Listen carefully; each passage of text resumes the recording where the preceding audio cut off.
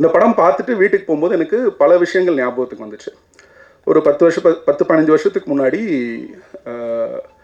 Milk அப்படின்னு சொல்லி ஒரு படம் ஆங்கிலத்தில் ஷான் பென் பண்ணார், கஸ் வான் சாண்ட் டைரக்ட் பண்ணார். அது யாரை பற்றின படம் எதுவுமே தெரியாமல் ஒரு ஷான் பென் ஃபேனாக நான் அந்த படத்துக்கு போகிறேன். அப்போ அந்த படத்துக்குள்ளே போகும்போது அமெரிக்காவில் ஒரு ஹோமோசெக்சுவல் முதல் முறையாக ஒரு அரசு பதவிக்கு வந்த ஒரு கதையை அந்த மில்க் திரைப்படத்தின் மூலமாக எனக்கு ப்ரெசென்ட் பண்ணாங்க. அந்த படம் பார்த்ததோ எனக்கு என்னென்ன தோணுச்சுங்கிறத நான் சொல்கிறேன். அடுத்தது பார்த்தீங்க அப்படின்னா blue is the warmest colour அப்படின்னு சொல்லிட்டு கானில் அதிகமாக செலிப்ரேட் பண்ண படம், ஒரு படம் பாப்புலர் ஆச்சு. ஸோ அந்த படமும் நான் பார்க்குறேன். அந்த படத்தில் நடித்த நடிகை லீ சிடு வந்து என்னுடைய மிக ஃபேவரட்டான ஒரு ஆக்டர். அவங்கக்கிட்ட ஒரு இன்டர்வியூவில் சில கேள்விகள் கேட்கப்படுது இந்த ஹோமோசெக்சுவல் ரிலேஷன்ஷிப்பை பற்றி. அதுக்கு அவங்க சொன்ன பதில்களும் எனக்கு சில ஆச்சரியங்களை தந்தது. நம்ம எல்லாருமே வந்து ஒரு சோஷியல் கன்ஸ்ட்ரக்ட்குள்ளே மாட்டிகிட்டு இருக்கோம் அப்படிங்கிறது நமக்கு தெரியும்னு நினைக்கிறேன். அந்த சோஷியல் கன்ஸ்ட்ரக்ட் எப்படி உருவாகுது அப்படின்னா, மதமோ ஜாதியோ இல்லை அடுத்தடுத்த விஷயங்களோ இல்லாமல் சம்பிரதாயங்களும் சட்டத்திட்டங்களும் நம்மளுடைய ப்ராக்டிசஸ் நம்மளை ஒரு சூழலுக்குள்ளே ரொம்ப ஸ்ட்ராங்காக இழுத்து இயக்கிட்டு இருக்குன்னு நான் சொல்லுவேன்.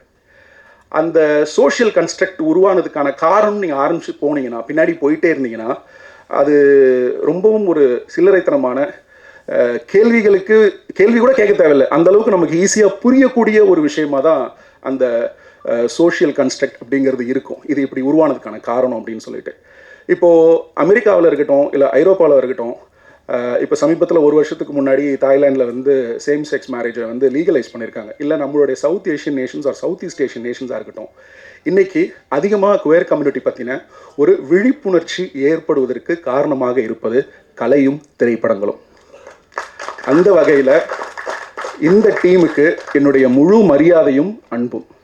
ஏன்னு கேட்டிங்க அப்படின்னா, இங்கே ஒரு ஆக்ட் ஆஃப் லவ்வை தொடர்ந்து பல ஆண்டுகளாக கொச்சைப்படுத்தும் வேலைகள் நடந்துட்டுருக்கு. ஒரு வகையில் இந்த மாதிரி வந்து சேம் செக் ரிலேஷன்ஷிப், அது லெஸ்பியனாக இருக்கட்டும் இல்லை கேவாக இருக்கட்டும் இல்லை LGBTQ AI++ கம்யூனிட்டியோடைய எந்த ஒரு ஸ்பெசிஃபிக் ரிலேஷன்ஷிப்பை எடுத்தாலுமே சரி, அதை ஒரு அவங்களோட ப்ராக்டிஸ் பண்ணுறதுல நமக்கு பிரச்சனை இருக்காது. பார்த்தீங்கன்னா சமூகத்தில் அவங்களோட லவ்வில் உங்களுக்கு பிரச்சனை இருக்காது, ஆனால் அதோடைய செக்ஷுவாலிட்டியில் உங்களுக்கு ஒரு கூச்சமும் ஒரு கிண்டலும் இருக்கும். இந்த படத்தில் அது முழுவதுமாக இல்லை, பிரதானமான அளவில் அதை தவிர்த்துட்டு உணர்வுகளுக்கு அதோடைய சென்சிட்டிவிட்டிக்கும் அதனுடைய யதார்த்த தன்மைக்கும் உண்மைக்கும் அதிகமான இடமளித்திருக்கிறார் ஜேபியோட லென்ஸ் நான் பார்த்துருக்கேன். தமிழ் சினிமாவோட சூழலில் மெயின் வணிகத்து சார்ந்த படங்கள், இப்போ குடும்பஸ்தன் வந்து பெரிய வெற்றி ஆயிருக்கு. தமிழ் சினிமா அப்பப்போ ஒருத்தரை தத்தெடுக்கும். சிவாவை தத்தெடுத்தது, சேதுவை தத்தெடுத்தது, அப்புறம் இப்போது மணிகண்டனை தத்தெடுத்துட்டு இருக்கு. ஈஸ் அவர் மிடில் கிளாஸ் போஸ்டர் பாய். ரொம்ப சந்தோஷமாக இருக்குது, ஹீரோ மாதிரியே இருக்காது, பக்கத்தில் போனீங்கன்னா நம்ம ஃப்ரெண்டு மாதிரி இருப்பாப்ல. ஸோ இந்த மாதிரி வணிக சினிமாவுக்கு இங்கே சிவப்பு கம்பளம் அதிகமாக விரிக்கப்படும். அதுக்கு பின்னாடி ஒரு பெரிய உழைப்பு இருக்குது, அது நான் இல்லைன்னு சொல்ல முடியாது, அவருக்கு புரியும். குடும்பத்தினை பற்றி தப்பாக பேசினவங்க நிறைய பேர் என் காதில் நான் கேள்விப்பட்டிருக்கேன். அந்த படம் இன்றைக்கி ஜெயிக்கும் போது சந்தோஷமாக இருக்கு. ஏன்னா ஆடியன்ஸ் எப்போவுமே தெளிவாக இருக்காங்க, அவங்க எதை கன்சியூம் பண்ணணும், எது நல்லா இருக்குன்னு அவன் தான் முடிவு செய்யணும்னு நினைக்கிறான். இன்னைக்கு இருக்கக்கூடிய இந்த ஆன்லைன் ரசிகர்கள் விமர்சன சூழல்ல ஒரு பெரும் பகுதியான ஆடியன்ஸை வந்து படம் பார்க்க விடாம நாம தடுக்கிறோம் நான் நினைக்கிறேன். இந்த விமர்சனங்கள் எப்படி இருக்குதுன்னா, பெரும்பான்மையா தன்னுடைய தனிப்பட்ட ஒரு ஒப்பீனியனா இருக்கு. நான் பேசுறேனே, ஃபோன் பேசுறேனே, கொஞ்சம் வெளில போய் பேசுங்கண்ணே, தேங்க்ஸ். தனிப்பட்ட விருப்பத்தையும் தனிப்பட்ட எண்ணங்களையும் தனிப்பட்ட காழ்ப்புணர்ச்சிகளையும் உள்ள பிரதிபலிக்கக்கூடிய விமர்சனமா இருக்கு. இது என்ன பண்ணுதுன்னா, இதை வச்சு ஒரு ஆடியன்ஸ் ஒரு ஒப்பீனியன் ஃபார்ம் பண்றான். சோஷியல் கன்ஸ்ட்ரக்டுடைய ஒரு ஸ்மாலஸ்ட் ஃபார்ம் தான் வந்து இப்போ நான் சொல்றேன். ஆடியன்ஸ் அதிகமாக வந்து தியேட்டர்ல படத்தை சாம்பிள் பண்றதுக்கான சூழலை இங்க இருக்கக்கூடிய எல்லாரும், நம்ம எல்லாரும் தான் ஸ்டேக் ஹோல்டர்ஸ், நம்ம வந்து உருவாக்கணும். ஏன்னு கேட்டீங்கன்னா, இப்போ ஜேபி மாதிரி ஒரு இயக்குனர் இது வந்து ஒரு எல்லாம் போல்டு அட்டெம்ப்ட், அப்புறம் வந்து போல்டா நடிச்சிருக்காங்க, அப்புறம் போல்டா பேசுறாங்க அப்படின்னு ஒரு சூழ்நிலை இருக்கு. அது ரொம்ப ஒரு ஒரு பிற்போக்கான சிந்தனை, அது ரொம்பவும் பிற்போக்கான சிந்தனை. அதாவது நம்மளுடைய சக மனிதன் ஒரு சில ஆண்டுகளுக்கு முன்னாடி கத்தோலிக்க திருச்சபை சபையோடைய போப்பாண்டவர் ஒரு ரீல்ல பேசும்போது, ஒரு இன்டர்வியூல பேசும்போது என்ன சொல்றாரு, அவர் வந்து ஒரு ஹோமோசெக்சுவல் ரிலேஷன்ஷிப்பை சப்போர்ட் பண்றாரு. அவர் என்ன சொல்றாருன்னா, சக மனிதனை நேசிங்கிறது என்னுடைய அடிப்படை, அந்த அடிப்படையில் இதை நான் முழுவதுமாக ஆதரிக்கிறேன் அப்படிங்கிறாரு. இப்போ எங்களுக்கு தேவை உங்களுடைய ஆதரவு கிடையாது, சப்போர்ட். நீங்கள் எங்களோட சிம்பத்தைஸ் பண்ண வேண்டாம், ஆனால் எங்களை நீங்கள் சப்போர்ட் பண்ணுங்கள். எதுக்கு சப்போர்ட் பண்ணணும்? To have a normal life like how other people live in the society. இங்கே பேசும்போது கூட வந்து இவங்க டிஃப்ரெண்ட் அப்படின்ற ஒரு வார்த்தையை யாரோ பயன்படுத்தினாங்க, அதெல்லாம் கிடையாது.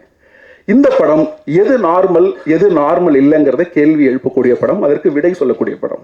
இப்போ இங்க இருக்கிறவங்களுக்கு எல்லாம் என்ன பிரச்சனை அப்படின்னா, ஒரு லெஸ்பியன் ரிலேஷன்ஷிப்ல 2 பெண்கள் ரிலேஷன்ஷிப்ல இருக்கும்போது, இல்ல ஒரு 2 ஆண்கள் ரிலேஷன்ஷிப்ல இருக்கும்போது, இல்ல கியூர் கம்யூனிட்டியில இருக்க யாரோ 2 பேர் ரிலேஷன்ஷிப்ல இருக்கும்போது, இவங்களுக்கு பிரச்சனை அவங்க 2 பேரும் லவ் பண்றது இல்ல, அவங்க எப்படி ஒரே வீட்டில் இருப்பாங்க, அவங்க எப்படி செக்ஸ் வச்சுப்பாங்க, அவங்க என்ன பேசுவாங்க, அவங்க ரொமான்ஸ் எப்படி இருக்கும், இது எதுவுமே நம்மளுடைய கண்களுக்கும் நம்மளுடைய மனசுக்கும் பழக்கப்பட்ட விஷயங்கள் கிடையாது.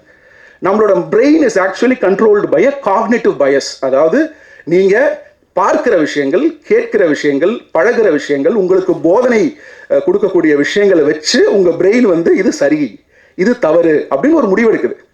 இது வந்து உங்க பிரெயின் வந்து கண்டிஷன் பட்டிருக்கு. உங்கள எல்லாருமே, நானும் தான், நம்ம சின்ன வயசுல இருந்து வளர்றோம், நம்ம பார்க்குற விஷயங்கள், நமக்கு சொல்லப்படுகிற விஷயங்கள், திணிக்கப்படுகிற விஷயங்கள், இதெல்லாம் உங்களோட பிரெயின்ல வந்து ஒரு கன்ஸ்ட்ரக்ட் உருவாக்குது. இது இப்படிதான் ஒரு கன்ஸ்ட்ரக்ட் உருவாக்குது. அதுல இருந்து இந்த சமூகம் தன்னை விடுவித்துக் கொள்ள ட்ரை பண்றத நான் இந்த சினிமா மூலமா பார்க்குறேன். அதுக்காக மில்க் எடுத்த கஸ்வான்ஸானும் சரி, இல்ல blue is the warmest colour எடுத்த அந்த இயக்குனரும் சரி, இந்த படத்தை எடுத்திருக்கக்கூடிய ஜேபிக்கும் சரி, என்னுடைய நன்றிகளை நான் தெரிவிச்சுக்கிறேன். இந்த ஆடியோ லான்ச்சுக்கு பிரதானமாக பெருசாக நாங்கள் அதிகமாக பங்கு பெறதில்லை. ஏன்னா ஒரு ஆடியோ லான்ச்சில் உண்மையை பேச முடியறதில்ல, அந்த படம் நல்லா இருக்கும் நல்லா இல்லையோ. ஏன்னா இதெல்லாம் வந்து கடவுள்களை, ஆடியன்ஸை வந்து கடவுளாக்கும் மேடைகளாக ஆடியோ லான்ச்சுகள் வந்து மாறிட்டே வருது. அதெல்லாம் தேவையில்லை. ஒரு படத்தில் இருக்கக்கூடிய உண்மைத்தன்மையை எடுத்து நீங்கள் பேசினாலே அது அந்த ஆடியன்ஸுக்கு போய் சேரும். ப்ரெஸ் அது சரியாக புரிஞ்சுப்பாங்க. தேவையற்ற ஜோடனைகள் நமக்கு ஒரு ஆடியோ லான்ச்சில் தேவையில்லை. இப்போ இந்த படம் பார்த்தீங்கன்னா ஒரு உண்மையான முயற்சி.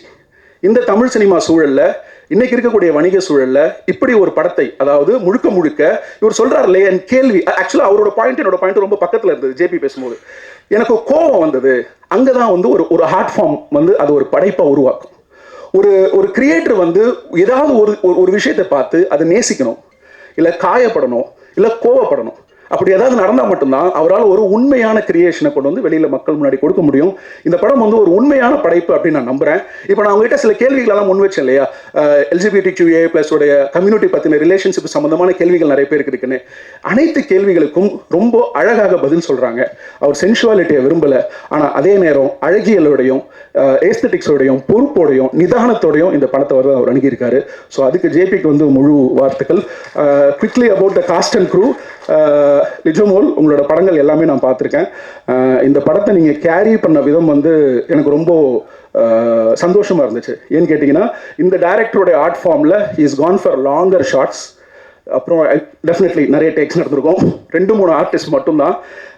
கேமராமேன் சைடில் நிறைய சேலஞ்சஸ் இருக்கும், மற்ற ஆர்டிஸ்ட் சைடில் சேலஞ்சஸ் இருக்கும். ஒரே லென்த்தி ஷாட் ரொம்ப நேரம் போகும்போது நிறைய ஆர்டிஸ்ட் கோஆர்டினேட் பண்ணி நடிக்கணும்.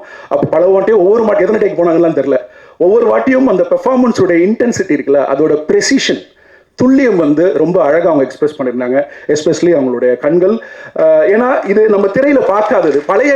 பல விஷுவல்ஸ் வந்து உங்களுக்கு பார்த்தீங்கன்னா, சின்ஸ் நம்மளுடைய பிரெயின் வந்து அதுக்கு பழக்கப்படாததுனால, நம்ம இது வரைக்கும் திரையில் அதை பார்க்காததுனால, அதுக்கு எப்படி ரியாக்ட் பண்ணுறதுன்னு தெரியாமல் நிறைய பேர் இந்த படம் பார்க்கறதுக்கான வாய்ப்புண்டு. அது நார்மலாக இது என்னன்னு ஒரு குழப்பம் வரதுக்கு வாய்ப்புண்டு. இந்த படம் பார்க்கும்போது படம் முடிகிற வரைக்கும் நீங்கள் எதுவும் ஜட்ஜ் பண்ணாதீங்க, எதுவுமே ஜட்ஜ் பண்ணாதீங்க. படம் முடிஞ்சதுக்கு அப்புறம் உங்களுக்குள்ள பல கேள்விகளுக்கு பதில் கிடைக்கும். கொஞ்சம் யோசிங்க. ஸோ இந்த படம் வந்து தமிழ் சினிமாவின் ஒரு முக்கியமான முயற்சியை நான் பார்க்குறேன். இந்த படத்தில் நடிச்சிருக்கிற அனைத்து நடிகர்களும் சிறப்பாக நடிச்சிருக்காங்க. Hi, this is Minna. Like, share, subscribe, News 10 Tamil.